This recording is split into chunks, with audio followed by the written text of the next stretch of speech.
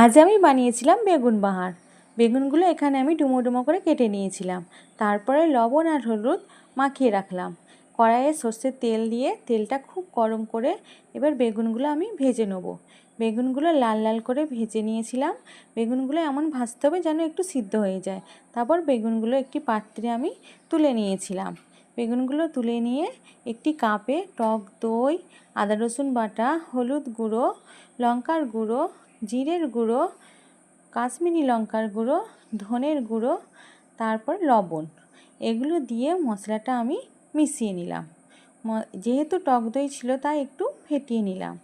এবার ওই বেগুন ভাজার তেলেই কড়াইয়ে কালো জিরে আর তেজপাতা ফোড়ন দেবো। তেজপাতা ফোড়ন দেওয়ার পরে কুচিয়ে রাখা পেঁয়াজ দিয়ে দেবো। এবার পেঁয়াজটা আমরা নাড়তে থাকবো যতক্ষণ পর্যন্ত না লাল হয়ে আসছে। পেঁয়াজটা লাল হয়ে এলে ওই মশলার মিশ্রণটি ঢেলে দেবো। এখানে মশলাটা আমি অনেকক্ষণ ধরে কষিয়েছি। এখানে মশলাটা অনেকক্ষণ ধরে কষাতে হবে। তারপরে ওই কাপটা ধুয়ে একটু জল দিয়ে দিলাম। তারপরে মশলাটি এবার একটু কষিয়ে নিয়ে ঢাকা দিয়ে দেবো। ঢাকা দেওয়ার পরে 5 মিনিট পর খুলবো। খুলে আবার মশলাটা নেড়ে চেড়ে নেবো।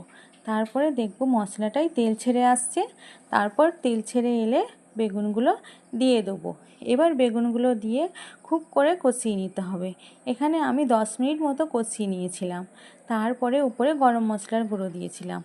গরম মশলার গুঁড়ো দিয়ে আবার নেড়ে চেড়ে নেবো। এবার পরিমাণ মতন জল দিয়ে একটু নেড়ে চেড়ে নিয়ে তারপরে ঢাকা দিয়ে দেবো।